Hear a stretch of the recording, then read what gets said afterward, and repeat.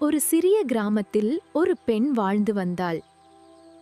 அவளுக்கு உடன் பிறந்தவர்கள் 5 பேர். அவள் மூத்தவள். கருமை நிறம், ஒல்லியான தேகம். அழகு இல்லை என்று சொல்லி அவளை வீட்டிலேயே அடிக்கடி கேலி செய்தார்கள் என்று அவளது மனதை புண்படுத்துவார்கள். பள்ளிக்கு சென்றாலும் நிலை அதேதான்.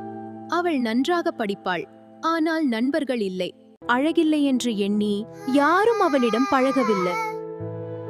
வீட்டிலும் அவளுக்கு அன்பான வார்த்தைகள் கிடைக்கவில்லை. அம்மா அப்பா தங்கள் கடமையாக சாப்பாடு, படிப்பு மட்டும் கொடுத்தார்கள்.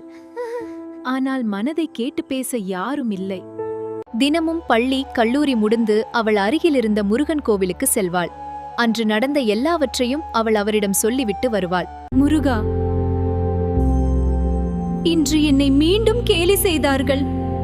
நான் என்ன தவறு செய்தேன் என்று கண்ணீருடன் பேசுவாள்.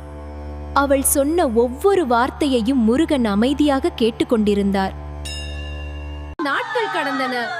அவள் மனம் தளரவில்லை. ஒரு நாள், நான் என்னை கேலி செய்தவர்களுக்கு பதில் சொல்ல வேண்டும், என் உழைப்பால் உயர வேண்டும் என்று கண்ணீருடன் பேசுவாள். நாட்கள் கடந்தன. அவள் கடுமையாக படித்தாள். இரவு பகலாக உழைத்தாள். UPSC தேர்வு எழுதினாள். தேர்வு முடிவு வந்த நாள். அவள் மிக உயர்ந்த மதிப்பெண் எடுத்திருந்தாள். அவள் சொந்த மாவட்டத்திலேயே மாவட்ட ஆட்சியராக நியமிக்கப்பட்டாள். அன்று வரை அவளை ஏளனமாக பார்த்தவர்கள், அவளை அருவருப்பாக நினைத்தவர்கள் இன்று அவள் அலுவலகத்தில் கை கட்டி நின்று கோரிக்கை வைத்தார்கள். அவள் அமைதியாக இருந்தாள். அவள் முகத்தில் அகம்பாவம் இல்லை, மெதுவான ஒரு சிரிப்பு மட்டும். அந்த சிரிப்பில் ஒரு உண்மை இருந்தது. இது என் வெற்றி இல்ல, முருகன் அருள்.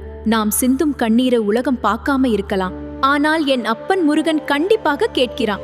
முருகன் அருள் அனைவருக்கும் கிடைக்கும். நல்லதே நினை, நல்லதே நடக்கும். அப்பன் முருகன் எப்போதும் துணை நிற்பார். அரோகரா, அரோகரா.